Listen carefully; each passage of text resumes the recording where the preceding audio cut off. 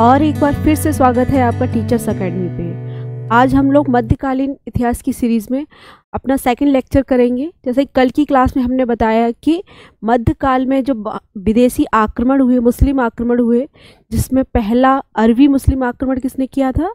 मोहम्मद बिन कासिम ने। फिर हमने बताया कि उसके बाद तुर्की आक्रमण हुए, जिसमें आपके महमूद गजनवी, फिर बताया गजनवी वंश की स्थापना कैसे हुई, गजनी साम्राज्य की स्थापना आपके अल्पतगीन ने की, फिर सुबुक्तगीन आया, फिर गजनी आया। फिर बताया कि गजनी किस तरीके से भारत पे आक्रमण किया, कुल कितने आक्रमण का उल्लेख एल्फिंस्टन ने किया है, कुल 17 बार आक्रमण किया। और उसने उसका क्या कहते हैं, सोमनाथ के मंदिर पे आक्रमण का जो क्रम था कौन से नंबर का था। इन सारे पिछली क्लास के बारे में जो भी क्वेश्चन आंसर है वो हम आज की क्लास में लास्ट में कराएंगे। आज की क्लास और कल की क्लास का इकट्ठे क्वेश्चन आंसरिंग करा देंगे। तो अभी हम स्टार्ट करते हैं। भारत में गजनी के बाद जब गौरी आया, गौरी जब जीत के गया तो गौरी ने अपने गुलाम कुतुबुद्दीन ऐबक को लाहौर और दिल्ली का एरिया दे दिया था। उसके 4 गुलाम थे ना, यलदौज, गजनी दिया उसको, गजनी का साम्राज्य उसको मिला। फिर आपके कुवाचा को सिंध वाला प्रांत मिला था, और बख्तियार खिलजी को बंगाल वाला प्रांत मिल गया था, बिहार बंगाल। और आपका जो कुतुबुद्दीन ऐबक थे, इनको लाहौर और दिल्ली। हालांकि ये चारों को अलग अलग एरिया तो थे, फिर भी ये तीनों बाकी के जो चारों एक दूसरे के एरियाज पे कब्जा करने के लिए बराबर खतरा बने रहते थे। उसी में हम लोग अब लाहौर के बारे में, लाहौर के बाद वो लाहौर को राजधानी फिर दिल्ली स्थानांतरित होगी, जो हमारे भारत के मध्यकालीन इतिहास का एक महत्वपूर्ण चरण है, जिसको हम लोग सल्तनत युग कहते हैं। तो सल्तनत युग में पहली बात तो हम पढ़ेंगे कौन कौन से वंश आए, उसके बाद सल्तनत का अंत कैसे हुआ, फिर मुगल कैसे आए। तो हम इस सल्तनत पीरियड को 4 प्रमुख वंशों में बांट के देखेंगे। तो पहले हम उन वंशों के बारे में पहले लिख लेते हैं, फिर एक एक वंश को लेके हम स्टार्ट करेंगे। तो पहले हम देखेंगे दिल्ली सल्तनत को मुख्यतः 4 भागों में 4 वंशों ने शासन किया। उसमें पहले हैं आपके गुलाम वंश, जिसको क्या क्या और कहा जाता है बेटा? इलवारी वंश, इलवरी वंश, या फिर मामलुक वंश। ठीक है, इलवरी। इसके संस्थापक कौन है आपके? डेट यहीं पे लिख लेते हैं। संस्थापक हैं आपके इस वंश के कुतुबुद्दीन ऐबक।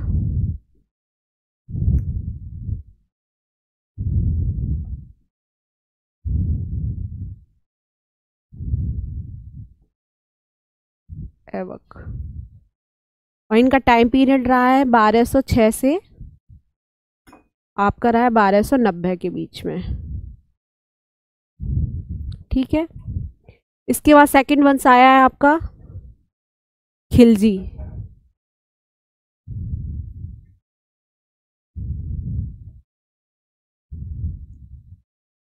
खिलजी वंश के संस्थापक हैं आपके जलालुद्दीन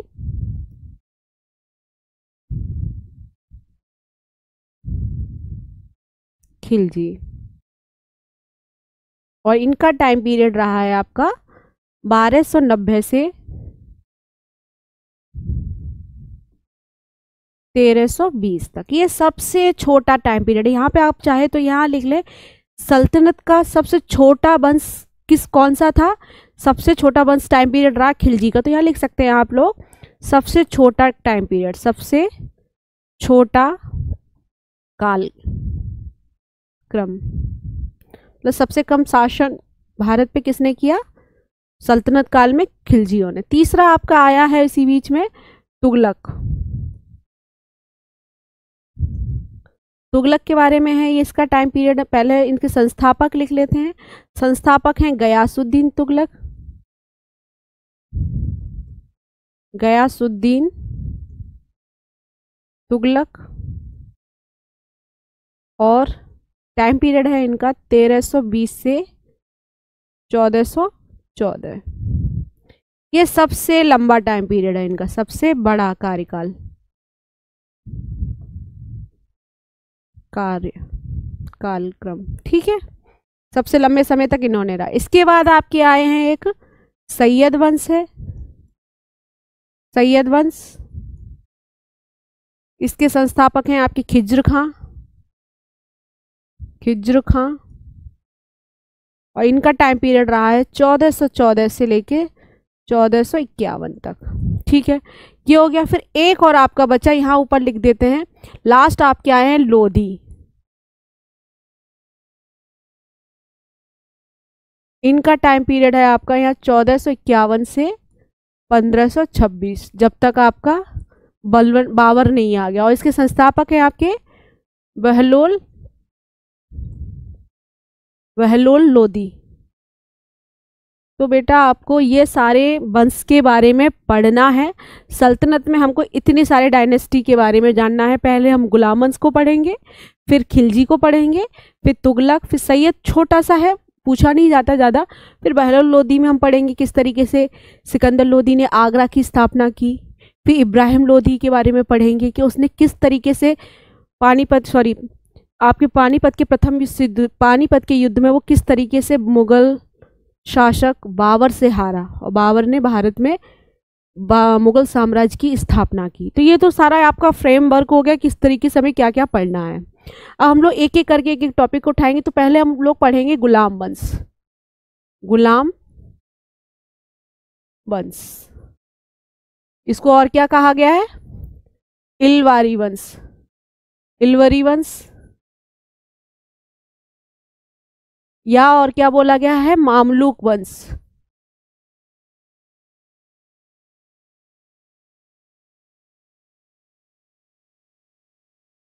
इलवरी वंश, मामलुक वंश। इसका टाइम पीरियड कितना है आपका? 1206 से 1290 तक। ठीक है, इतना आपको पढ़ना है। अब इसमें हम लोग छोटी छोटी चीज़ें, इस पोर्शन से एक्चुअली बहुत ज़्यादा डिटेल नहीं पढ़ना है। कुछ कुछ जैसे राजा आए, शासक आए, कुतुबुद्दीन ऐबक आया, इल्तुतमिश आया, रजिया, भूल नहीं सकते भारत की पहली मुस्लिम शासका का अगर कहीं भी जिक्र होगा तो रजिया का नाम आता है। रजिया के बाद बलबन बहुत इंपॉर्टेंट है इस पोर्शन में। बलबन ने किस तरीके से अपनी रक्त व लौ की नीति दी, किस तरीके से उसने अपने आप को राजत्व का सिद्धांत प्रतिपादित करते हुए कहा कि हम अफरासियाब के वंशज हैं। तो ये सब चीज़ें हमें पढ़नी है। तो हम लोग एक एक करके स्टार्ट करें। तो गुलाम वंश का संस्थापक कौन है? पहला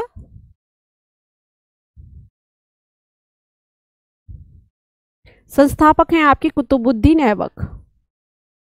कुतुबुद्दीन ऐबक ये संस्थापक हैं। तो कुछ कुछ चीज़ें हम लोग यहाँ जानेंगे फिर लिखेंगे। तो कुतुबुद्दीन ऐबक, जैसा कि कल की क्लास में बताया मैंने, वो कौन था? गौरी का, मोहम्मद गौरी का गुलाम था। इतना ठीक है। इसने अपनी राजधानी कहाँ बनाई? लाहौर में। तो इसने संस्थापक ये है। इसकी राजधानी कहाँ है बेटा? 1206 में इसने वंश की स्थापना की, 1206 में। ठीक है, राजधानी बनाई लाहौर। अब इसके टाइम पे इसने क्या किया? ये अपने आप को गुलाम मानता था, तो इसने अपने आप को स्वतंत्र घोषित नहीं किया है। इसने ना ही तो कोई अपना खुतबा पढ़वाया, ना अपने आप को सुल्तान कहा। इसने कहा मैं एक सिपह सालार हूँ, मलिक हूँ। मलिक मतलब मैं दास हूँ, गुलाम। किसका गुलाम हूँ? गौरी का। तो इसने अपने आप को क्या क्या उपाधि दी? इसकी उपाधियाँ पूछी जाती हैं आपसे। उपाधियाँ कौन कौन सी हैं इसकी? मलिक, इसने अपने आप को मलिक कहा। सिपह सालार कहा। सिपह सालार मतलब सुल्तान का गुलाम, सैनिक, सुल्तान का सैनिक। और इसको क्या क्या उपाधि दी गई बेटा? लाख बख्श, लाख बख्श कहा गया, हातिम ताई कहा गया। कभी कभार ये सारी उपाधियां पूछी जाती हैं। और इसको पील बख्श भी कहा गया। लाख बख्श क्यों कहा गया? क्योंकि लाखों का दान करता था, लाखों रुपए का दान करता था, दान करता था। कहते हैं बहुत बड़ा दानी था ये, बहुत ज़्यादा दान करता था, इसलिए लाख बख्श कहा गया। हातिम ताई इसकी उपाधि, सिपह सालार कहा गया। इसने ना सुल्तान की उपाधि धारण की, ना ही अपने नाम का खुतबा पढ़वाया। ये चीज़ थोड़ा सा याद रखेंगे। इसके टाइम पे खतरे क्या क्या थे? इसको यलदौज से खतरा था, वो बार बार अटैक बना रहा था, लाहौर पे कब्जा करना चाहता था। कुबाचा का खतरा बना हुआ था। लेकिन इस टाइम पीरियड में वो अपने धीरे धीरे शासन करता रहा। लेकिन क्या हुआ? दुर्भाग्य बोलिए कि 1210 में 1210 के आसपास क्या होता है, वो चौगान खेल रहा होता है। चौगान, चौगान मतलब बोलिए तो पोलो, घोड़े पे खेलते हुए, चौगान खेलते हुए उसकी मृत्यु हो गई।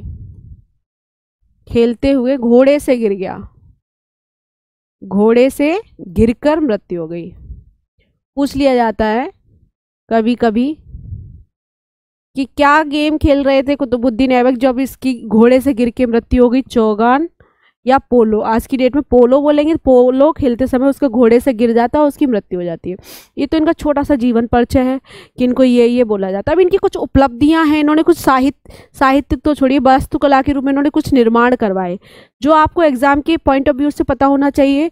जैसा कि भारत की पहली मस्जिद का निर्माण अगर किसी शासक के टाइम पे हुआ है तो ये कुतुबुद्दीन ऐबक के टाइम पे हुआ है। उस मस्जिद का नाम है कुब्बल उल इस्लाम मस्जिद। कहाँ निर्माण किया गया? दिल्ली में।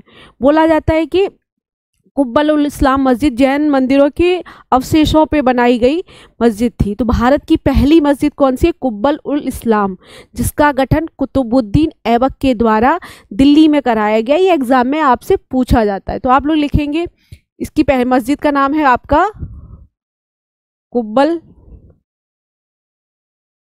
उल इस्लाम।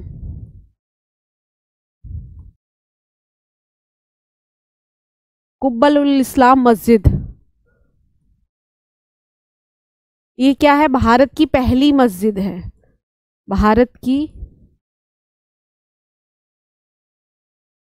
पहली मस्जिद।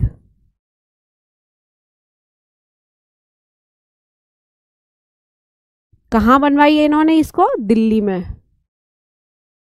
पूछा गया है एग्जाम में कि कुब्बल उल इस्लाम मस्जिद का गठन किस शासक के द्वारा किया गया है? आपके कुतुबुद्दीन ऐबक के द्वारा दिल्ली में। और ज़्यादा डिटेल पूछा जाता है तो किसके अवशेषों पे इसको बनाया गया था? तो जैन एक मंदिर था, उसके अवशेषों पे, खंडरों पे इसका गठन किया गया। दूसरी इसकी उपलब्धि बनाई इसने 2.5 दिन का झोपड़ा। 2.5 दिन का झोपड़ा एक बनाया। ये कहाँ बनाया इसने? अजमेर में। और बोला जाता है ये बौद्ध मठों के अवशेषों पे बनाया गया था। तो 2.5 दिन का झोपड़ा बनवाया। तीसरा इसका निर्माण है कुतुब मीनार। कुतुब मीनार, कुतुब मीनार का की नींव रखी।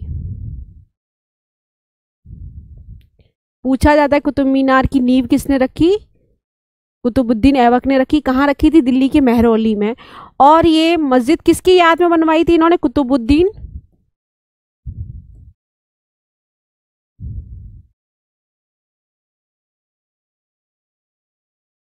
कुतुबुद्दीन ख्वाजा, अरे यार सही से लिखना पड़ेगा, कुतुबुद्दीन ख्वाजा बख्तियार काकी। बख्तियार काकी सूफी संत हैं ख्वाजा कुतुबुद्दीन बख्तियार ख्वाजा काकी हैं। इनकी स्मृति में इन्होंने बनवाया, इनकी स्मृति, इनकी याद में, इनके लिए स्मृति में। ठीक है, इतना याद रखेंगे आप। तो इसकी नींव तो इनने रखी, लेकिन अगर कुतुब मीनार के बारे में भी पूछा जाए तो बहुत सारी डिटेल है। जैसे कि पहली मंजिल का निर्माण तो इसने ही करवाया। पहली मंजिल का निर्माण किसने करवाया? ऐबक ने। ठीक है, और वहीं पूछा जाता है 3 मंजिलों का निर्माण, दूसरी, तीसरी, चौथी मंजिल का निर्माण किसने करवाया है? इल्तुतमिश ने। वो आगे हम करा देंगे। फिर इसमें 1 मंजिल का निर्माण इसमें FST ने करवाया। FST बोले तो फिरोज शाह तुगलक। फिर सिकंदर लोदी ने जीर्णोद्धार करवाया। ये इस तरीके से कई सारे शासकों का इसमें योगदान रहा है। अभी हम लोग कुतुबुद्दीन ऐबक के बारे में पढ़ रहे हैं, तो हमें जानना है कि कुतुब मीनार की नींव किसके द्वारा रखी गई है? कुतुबुद्दीन ऐबक के द्वारा, कुतुबुद्दीन ख्वाजा बख्तियार काकी की स्मृति में। ठीक है, इतना पॉइंट क्लियर हो गया। अब आपकी बात नेक्स्ट पॉइंट आता है कि जब खुद मर गया आपका कुतुबुद्दीन ऐबक, तो उसके बाद उसका बेटा आराम शाह को गद्दी पे बिठाया गया। वो बहुत थोड़े टाइम के लिए बैठा, लेकिन उसी समय क्या हुआ, कुतुबुद्दीन ऐबक का एक गुलाम बदायूं में गवर्नर के पद पे था। उस गुलाम का नाम था इल्तुतमिश, शमसुद्दीन इल्तुतमिश नाम था, जो आराम शाह को मार के लाहौर पे सत्ता पे बैठता है और फिर लाहौर से अपनी राजधानी को दिल्ली ट्रांसफ़र करता है। क्योंकि लाहौर ऊपर वाला मध्य एशिया से लगातार खतरे बना रहता था, युद्ध का, कुवाचा का या फिर यलदौज के आक्रमण का बराबर खतरा मंडराता रहता था, और दिल्ली सेंटर में थी, पूरे जिस भारत के सेंटर का हार्ट बोला जाता था, तो उस मध्य से वो भारत को अच्छे तरीके से नियंत्रित कर सकता था, इसलिए उसने अपनी राजधानी को दिल्ली ट्रांसफ़र कर लिया। तो अब सही मायने में वास्तविक संस्थापक बोला गया इल्तुतमिश को। तो अब हम लोग पढ़ेंगे इल्तुतमिश। ये 1210 में बैठा, टाइम पीरियड कभी आपसे नहीं पूछा जाएगा, तो ये इसको क्या बोला गया, वास्तविक संस्थापक, इसका गुलाम वंश का। ठीक है, वास्तविक संस्थापक बोला गया गुलाम वंश का। अब क्या हुआ, इल्तुतमिश जब गवर्नर था, पहले जब ये सत्ता में आया तो राजधानी कहाँ बनाई इसने अपनी, राजधानी परिवर्तित की दिल्ली में। ठीक है, और जब ये सत्ता में आया तब उस समय गुलाम कहाँ का था, ये गवर्नर कहाँ का था, ये बदायूं का गवर्नर था ये। ठीक है, ये याद रखेंगे आप लोग पॉइंट की। ये पूछा जाता है कुतुबुद्दीन ऐबक की मृत्यु के समय इल्तुतमिश कहाँ का गवर्नर था, तो बदायूं का गवर्नर था। आराम शाह को मार के सत्ता पे बैठता है, और ये गुलाम वंश की प्रथा को खत्म करके उसके बाद जो अभी शासक आए, पुत्र वंशावली है, अपने बच्चों को ही शासक बनाया गया। तो इस वंश को इलवरी वंश भी बोला गया, गुलाम वंश भी और मामलुक वंश भी। इतनी कहानी क्लियर है।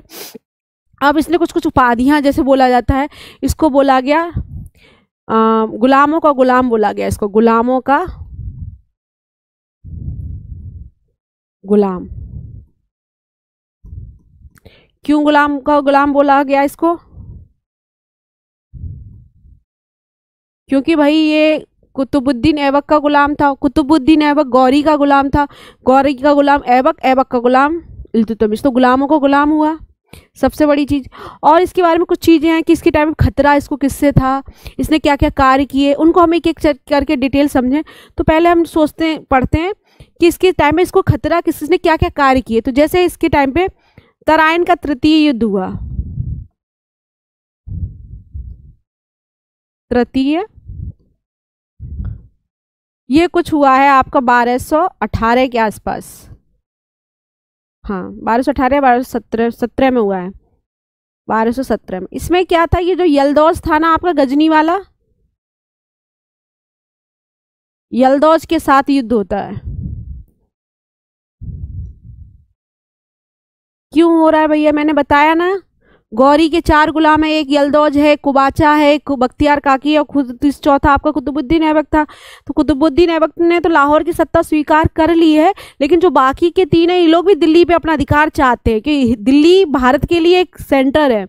तो ये लोग बार बार अटैक कर रहे हैं, तो ये भी इल्तुतमिश के सामने खतरा लेके आए। तो इल्तुतमिश ने युद्ध किया और यलदौज को हरा दिया, एक खतरा खत्म किया आपका गजनी वाला, वहाँ का भी स्वामित्व स्थापित कर लिया। फिर दूसरा इसने क्या किया, कुबाचा को हराया। कुबाचा जो सिंध प्रांत का नेतृत्व कर रहा था, उसको भी हरा के कुबाचा को भी खत्म कर दिया। और इसने क्या क्या किया, इसने मंगोलों के आक्रमण से भारत को बचाया। इसकी एक उपलब्धि और याद रखी जाती है, मंगोल आक्रमण से भारत को बचाया।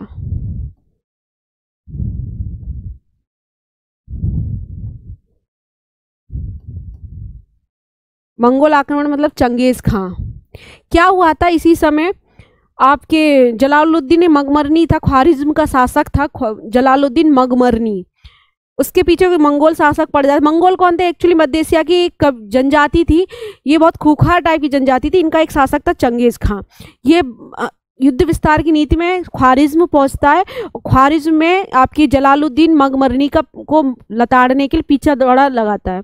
मगमरनी भागते भागते सिंधु नदी तक आ जाते हैं और इल्तुतमिश से मदद मांगते हैं कि आप मुझे चंगेज़ खां के विरुद्ध सहायता प्रदान करें। लेकिन इल्तुतमिश समझते थे कि अगर मैंने मगमरनी को सहायता दी तो क्या होगा, दुश्मन, अगर हम सहायता देंगे तो आप चंगेज़ खां के भी दुश्मन हो जाएंगे। तो उसने हाथ जोड़ के मना किया कि सर मैं आपको सहायता नहीं दे सकता, आपकी सहायता देने से मैं चंगेज़ खां को अपना विरोधी नहीं बना सकता, क्योंकि चंगेज़ खां बहुत पावरफुल था उस समय। तो इस तरीके से ये आपके मगमरनी मध्य एशिया से उधर चले जाते हैं आपके चीन साइड में, और फिर मगमरनी के पीछे पीछे जो चंगेज़ खां आ रहे हैं मंगोल आक्रमण करने हुए, वो भारत को छोड़ के निकल जाते हैं। तो इस तरीके से इसके लिए याद किया जाता है, एग्जाम में पूछा जाता है, एग्जाम में क्वेश्चन कि किस सल्तनत शासक ने मंगोल शासक चंगेज़ खां के खतरे को टाला, तो कौन थे आपके, इल्तुतमिश। इतना याद रहेंगे आपकी पॉइंट। फिर आप और याद रख सकते हैं इसकी उपलब्धियों में, इसने और क्या काम किया। इसने सबसे बड़ा काम क्या किया, जो दिल्ली सल्तनत को जो राजधानी बनाया, तो दिल्ली में जितने भी अमीर थे सबको ख़त्म कर दिया, अमीरों का दमन किया, और एक तुर्की जो 40 तुर्की सरदारों का एक दल बनाया जिसको बोला गया तुर्कान चहलगामी। तो इसने किसका गठन किया, तुर्कान ए चहलगामी, चहलगामी बोला गया, चहलगामी का गठन।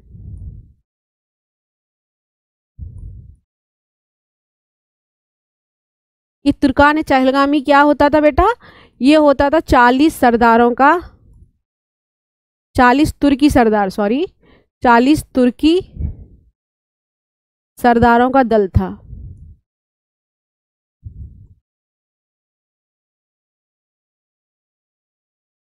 ठीक है, तो पूछा जाता है तुर्कान चहलगामी के दल का गठन किस शासक ने किया है, आपके इल्तुतमिश ने। इसने दूसरी चीज क्या की, इसने, ये पहला शासक था, इसने न्याय व्यवस्था को सुदृढ़ बनाया, सरल बनाया, और न्याय का घंटा लगवाया। ये भी पूछा जाता है कि न्याय का घंटा किसने लगाया, न्याय व्यवस्था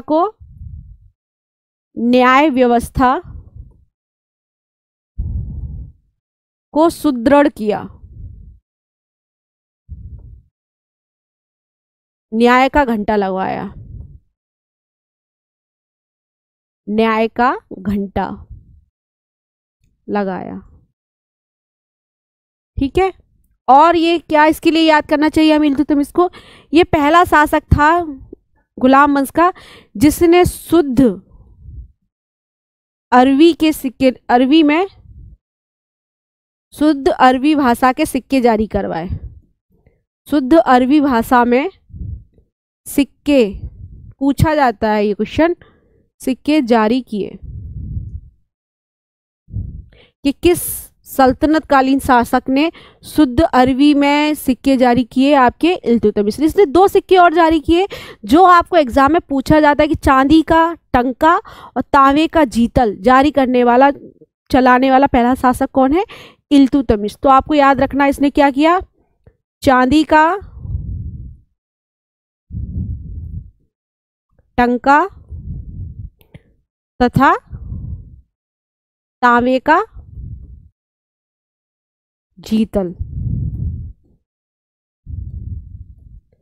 ये चीजें याद रखेंगे। तांबे का टंका, तांबे का जीतल, ये हो गया। इसने एक चीज और की है, क्या इंपॉर्टेंट चीज और इसने की, इक्ता व्यवस्था शुरू की, इक्ता प्रथा को शुरू किया। तो बच्चा ये इक्ता व्यवस्था है क्या, तो इक्ता व्यवस्था क्या थी कि उस टाइम में जो शासक के या सुल्तान के सेवा में जो भी सैनिक हैं या भी जो भी कर्मचारी लगे हैं, उनको वेतन के बदले कुछ जमीन आवंटित कर दी जाती थी, मतलब उनके सेवाओं के बदले उनको मुआवजे के रूप में जो जमीन दी जाती थी, जमीन का राजस्व एकत्र उनके हाथ में जाता था, तो उसको बोलते थे इक्ता देना, और जिसको दी जाती थी उसको बोला जाता था इक्तादार। ठीक है, इक्ता व्यवस्था शुरू की। अच्छा, और चीज, कुछ 2-4 चीजें और इल्तुतमिश के बारे में याद रखेंगे। ये पहला सुल्तान था जिसने सुल्तान की उपाधि धारण की, किससे, गुलाम गौरी के बेटे से इसने अपने आप को गुलाम की उपाधि धारण की इसने, बगदाद के खलीफा से गुलाम सुल्तान की उपाधि धारण कराई। बगदाद के खलीफा से सुल्तान की उपाधि धारण करने वाला प्रथम शासक है ये। और इसने अपने खुतबा भी पढ़वाया, इतना याद है। एकता व्यवस्था शुरू की, शुद्ध अरबी के सिक्के चलवाए, चांदी का टंका चलवाया। इसने कुछ मदरसा वगैरह भी बनवाया। इसने कुतुब मीनार का निर्माण भी करवाया, दूसरी तीसरी चौथी 3 मंजिलों का निर्माण करवाया इसने। और इल्तुतमिश की मृत्यु बाद में हो जाती है 1236 के आसपास इसकी मृत्यु होती है।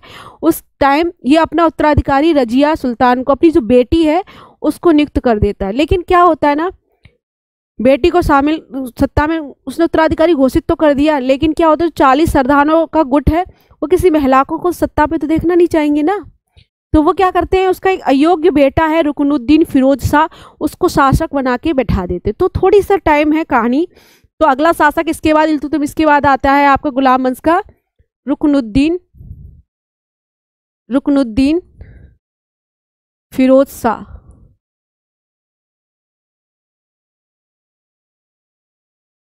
ठीक है, फिरोज शाह आता है। तो ये इसको 40 जो सरदार है मिलके बिठा देते हैं। तो ये थोड़ा बिलासी टाइप का नेचर का होता है। तो इसकी वास्तविक संस्थापिका कौन होती है, इसकी माँ शाह तुर्कान शासिका होती है, मुख्य शासिका माँ है इसकी। तो ये शासन चलाती है, बहुत ग्रुप टाइप की महिला होती है, सबको अत्याचार प्रताड़ित करती रहती है। और हालांकि रजिया को ऑलरेडी इल्तुतमिश चाहते थे कि रजिया सबसे योग्य बेटी है, उनकी बेटी है, उसको शासन में लाए। तो रजिया इसकी तलाश में रहती है किस तरीके से वो सत्ता में आए। तो कुछ काम की सिलसिले से रुकनुद्दीन शहर के दिल्ली के बाहर जाता है किसी विद्रोह को दबाने। उस बीच में रजिया चालाकी से क्या करती हैं, यहाँ शुक्रवार के दिन नमाज वाले दिन जाके वो मस्जिद में लाल रंग का कपड़े पहन के न्याय की भीख मांगती है। बोला जाता है कि किस तरीके के कपड़े पहन के वो न्याय की मांग करने गई हैं आपकी रजिया जी। लाल कलर के कपड़े पहन के जनता के सामने रखती है, कहती है कि मुझे न्याय चाहिए। जनता उनके पक्ष में आती है और उनको न्याय के रूप में उनको कहती है कि आप शासिका बने। और शाह तुर्कान को बंदी बना के जेल में डाल दिया जाता है। बाद में फिरोज शाह भी आते हैं तो उनको भी मार दिया जाता है। और सत्ता में कौन आ जाती है, आपकी रजिया सुल्तान। तो आपकी शासिका कौन बन गई, रजिया सुल्तान। रजिया सुल्ताना बोला जाता है इनको, सुल्तान। रजिया सुल्तान आपकी भारत की पहली मध्यकालीन भारत की मुस्लिम शासिका है। क्वेश्चन एग्जाम में पूछा जाता है कि दिल्ली सल्तनत में शासन करने वाली पहली महिला शासिका कौन है, रजिया सुल्तान। ठीक है, किनकी बेटी है, इल्तुतमिश की। तो कहानी समझ में आई, ये जनता के सहयोग से सत्ता में आती हैं। अब ये सत्ता में आ गई तो कहानी थोड़ी सी है कि क्या होता है कि सरदार जो 40 सरदार है वो नहीं चाहते कि कोई महिला हुकूमत करे। और ऊपर से क्या होता है, रजिया कुछ कुछ ऐसे काम कर देती है जिससे और रुष्ट हो जाते हैं वो लोग। जैसे कि वो अपने अलग अलग पदों पे कुछ जो गैर तुर्की लोग हैं उनको पद दे देती है। जैसे एक व्यक्ति हैं आपके क्या कहते हैं, एक व्यक्ति हैं आपके जलालुद्दीन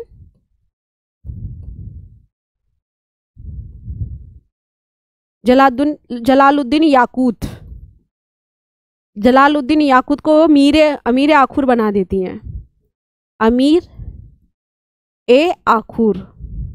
ये अमीर आखुर क्या होता था भाई, घोड़ों का सेना नायक होता था, घोड़े का प्रमुख, घुड़साल का प्रमुख बोल दीजिए आप, घुड़साल का प्रमुख होता था।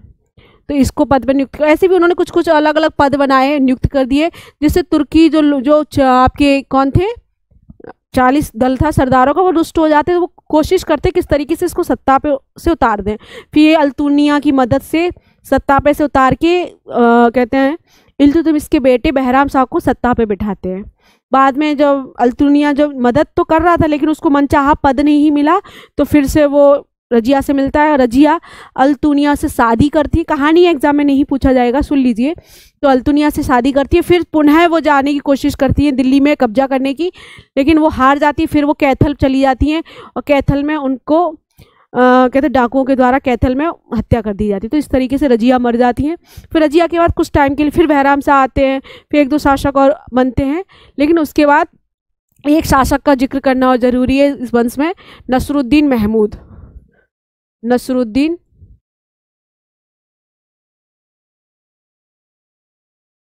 महमूद शाह।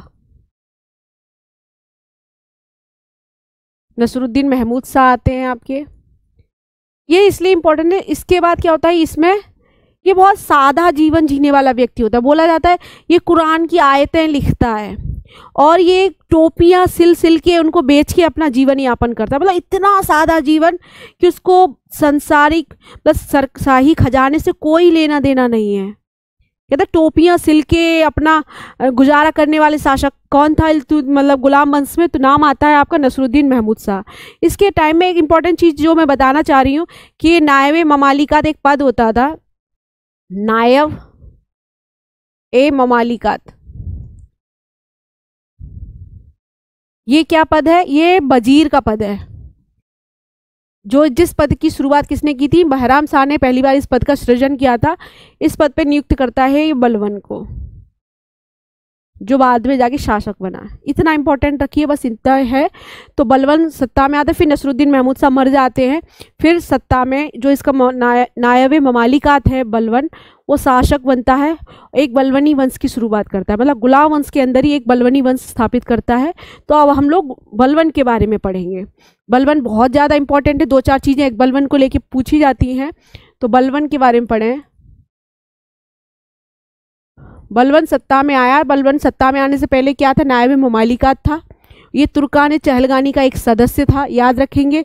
तो ये सबसे पहले सत्ता में आते ही क्या करता है? तुर्कान चहलगानी का दमन कर देता है। तुर्कान चहलगामी का अंत, दमन कर देता है। ठीक है, तुर्कान चहलगामी को खत्म कर दिया इसने। बोला कि जिस तरीके से मैं विद्रोह कर रहा हूं, क्या पता कोई दूसरा सरदार उठ के आ गया तो अपने लिए वो खतरा नहीं चाह रहा है कि भाई कोई मेरे ऊपर खतरा बने। खत्म कर दिया। और कहा जाता है कि ये बलवन था बहुत ही, मतलब क्या बोलेंगे इसको, हम कठोर शासक था, मतलब बहुत ही एकदम एटीट्यूड में चलने वाला। इसका मतलब तक राजत्व का सिद्धांत दिया इसने। क्या दिया? एक राजत्व का सिद्धांत दिया। ये याद लिख लीजिए, राजत्व का सिद्धांत दिया। ये क्या था राजत्व का सिद्धांत? राजत्व का सिद्धांत का मतलब है अपने आप को बोला कि मैं ईश्वर की छाया हूं। खुद को क्या उपाधि दी? जिल्ले इलाही। जिल्ले इलाही, ईश्वर की छाया। अपने आप को ईश्वर की छाया बोला कि इस पृथ्वी पे अगर ईश्वर का कोई प्रतिनिधि है, सुल्तान प्रतिनिधि है, तो वो आपके खलीफा के बाद सीधे सुल्तान ही है। और सुल्तान यानी कि मैं, हम जैसे लोगों को आप जैसी प्रजा पे शासन करने के लिए ईश्वर ने भेजा है। क्योंकि आप लोग किसी के लायक नहीं है। आपको हम जब जिस तरीके से चलाएंगे आप उस तरीके से शासन करेंगे, और ये आपका दायित्व है कि आप हमारे आदेशों को माने। मतलब आप हमारे आदेशों को नहीं मानेंगे, इसका मतलब आप ईश्वर के आदेशों की अवहेलना कर रहे हैं। तो उसने क्या दिया? राजत्व का सिद्धांत। पूछा जाता है कि राजत्व का सिद्धांत प्रस्तुत करने वाला शासक कौन है? आपका बलवन। और इसने अपने आप को ये लिए एक वंशावली तैयार करवाई अपनी। और क्या बोला अपने आप को वंशावली में? एक फिरदौसी है। फिरदौसी आपको अगर याद आ रहा हो, अलवरूनी के गजनी का दरबारी था, उसने एक बुक लिखी थी शाहनामा। फिरदौसी के शाहनामा में एक कैरेक्टर था अफरासियाब। अफरासियाब एक सूर्यवंशी थे। सूर्यवंशी मतलब बहुत ही प्रतापी शासक था। सूर्यवंशी का वंशज बताया।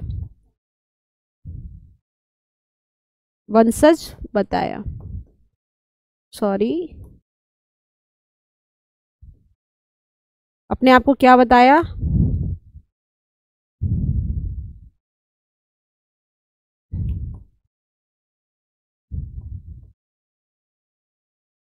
पूछा जाता है कि बलवन ने अपने आप को किसका वंशज बताया?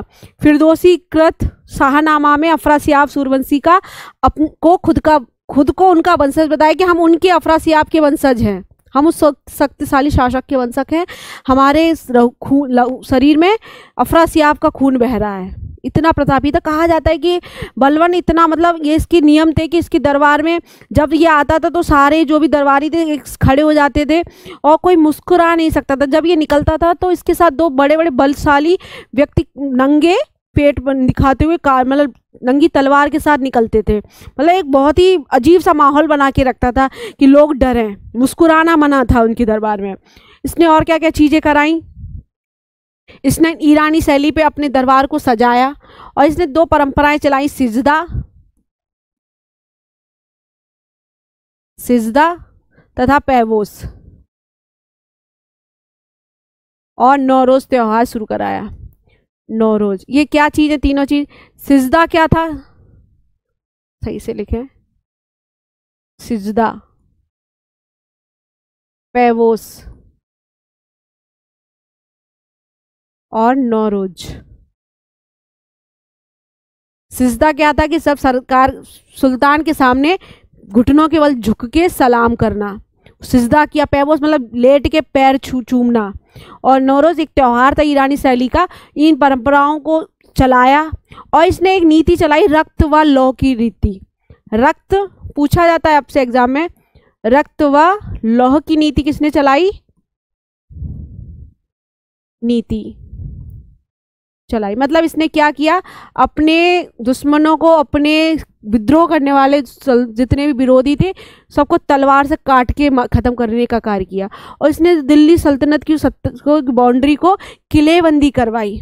ठीक है, और इसने बहुत सारे काम किए, जैसे इसने दो पदों का सृजन किया जो आपके एग्जाम में पूछे जाते हैं। इसने दीवान बरीद विभाग का डिपार्टमेंट, गुप्तचर विभाग की स्थापना की। एक आरिज ए मुमालिक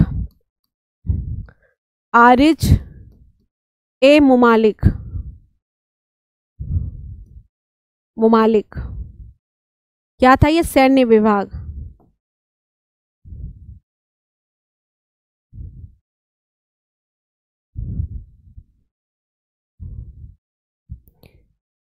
आरिज ए मुमालिक, दीवाने अर्ज, आरज ए मुमालिक नामक विभाग की नियुक्ति की। ये क्या था? सैन्य विभाग, सैन्य विभाग, दीवाने अर्ज बोला गया है। आरजे मुमालिक उस पद व्यक्ति को बोला जाता था, इस पद विभाग का नाम था दीवाने अर्ज,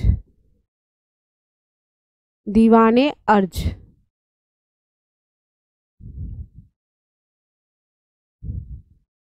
दीवाने अर्ज, उसने एक दीवाने अर्ज विभाग की स्थापना की जिसके प्रमुख को आरजे मुमालिक कहा जाता था। ये क्या होता था?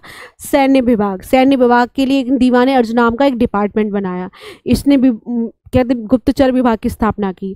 इस तरीके से काफ़ी कठोर शासक रहा। इसके टाइम में हमें क्या क्या याद करना है? रक्त व लौ की नीति याद करनी है, अफरासियाब का वंशज बताया, क्या राजत्व का सिद्धांत दिया, ये चीज़ें कुछ कुछ याद करनी है। अब इसके बाद पूछा जाता है इसके मरने के बाद कैकूबाद एक शासक बना।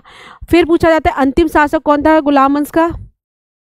अंतिम शासक है आपका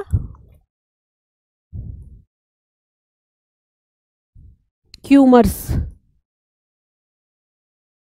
क्यूमर्स। ठीक है, क्यूमर्स अंतिम शासक है जिसको बाद में इसके जलालुद्दीन खिलजी इसको सेना नायक को खत्म करके खुद सत्ता पे आ जाता है। क्यूमर्स है अंतिम शासक।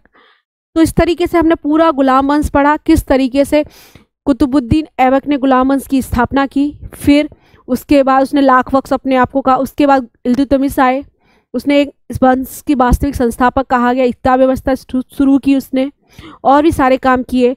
फिर आपकी रजिया के बारे में पढ़ा हमने, फिर बलबन। तो इस तरीके से पूरा गुलाम वंश था। अब इसके बाद अगली क्लास में हम लोग खिलजी वंश के बारे में पढ़ेंगे। तो अब हम इसके बाद क्या करने जा रहे हैं, कल की क्लास को और आज की क्लास के क्वेश्चन आंसर्स को देखते, तो आपके और अच्छे से समझ में आएगा कि एग्जाम में किस टाइप के क्वेश्चन पूछे गए हैं। चलिए क्वेश्चन आंसर को हम देखते हैं। तो पहला क्वेश्चन है कि कुब्बत उल इस्लाम मस्जिद का निर्माण किसने कराया? मैंने बताया ना, कुब्बत उल इस्लाम मस्जिद का निर्माण आपके कुतुबुद्दीन ऐबक ने कराया। कहाँ कराया? ये दिल्ली में। ये भारत की पहली मुस्लिम मस्जिद है। इसके बाद नेक्स्ट क्वेश्चन है आपका,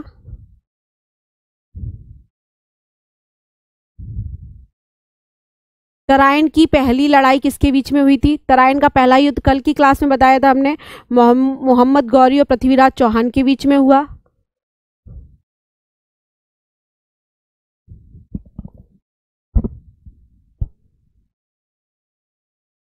ठीक है,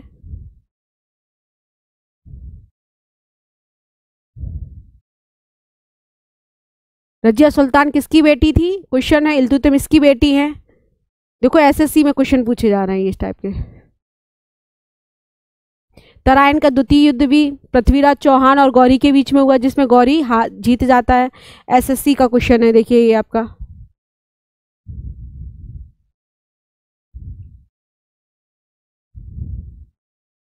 भारत में मुस्लिम राज्य का संस्थापक कौन है आपके? मोहम्मद गौरी। गौरी के द्वारा ही तो स्थापन किया जा रहा है, फिर बाद में सौंप के चले जा रहे। किसने इक्तेदारी प्रथा प्रारंभ की? इल्तुतमिश ने। बताया ना, सेनाओं के सेवाओं के बदले जमीन दी जाती थी, उसको इक्ता बोला गया है। उसके बाद क्वेश्चन है आपका, लाख वक्श के नाम से किसको जाना गया है? लाख वक्श जो लाखों का दान करता था, कुतुबुद्दीन ऐबक। देखिए क्वेश्चन पूछा गया है ये भी आपका। फिर कुतुब मीनार के कार्य को किसने पूरा किया? पूरा आपकी इल्तुतमिश ने शुरू की, पूरा कराया है। और अगर पूछा जाता किसने प्रारंभ किया या आपका कुतुब मीनार की नींव किसने डाली, तो आपका कुतुबुद्दीन ऐबक होता आंसर। फिर अलबरूनी किसके शासनकाल में का इतिहासकार है? कल की क्लास में बताया था, महमूद गजनवी का साथ भारत आने वाला उनका दरबारी था, इतिहासकार था आपका अलबरूनी। फिरदौसी उसके दरबार में एक राजकवि थे। अलबरूनी किसके टाइम पे आया है आपका? गजनवी के टाइम पे। फिर एक कौन सा दास गुलाम राजवंश से संबंधित है आपका? इल्तुतमिश है। फिर नेक्स्ट क्वेश्चन है, गजनवी पर भारत पर कितनी बार आक्रमण किया? 17 बार। एल्फिंस्टन ने कहा है गजनवी ने भारत पर कुल कितने बार आक्रमण किया बेटा? 17 बार। इस तरीके से इतने ही क्वेश्चंस थे। तो आज हमने पूरी कल की क्लास और आज की क्लास के क्वेश्चंस देखे। देखिए कितना इजी क्वेश्चन पूछा जा रहा है। बस इतना ही मैंने जितना पढ़ाया, अगर आप उतना ही वीडियो बार बार देखेंगे तो इस सेक्शन से आपको कोई प्रॉब्लम नहीं आएगी। तो आई थिंक आप लोगों को ये सीरीज समझ में आ रही हो, अच्छी लग रही हो। Thank you.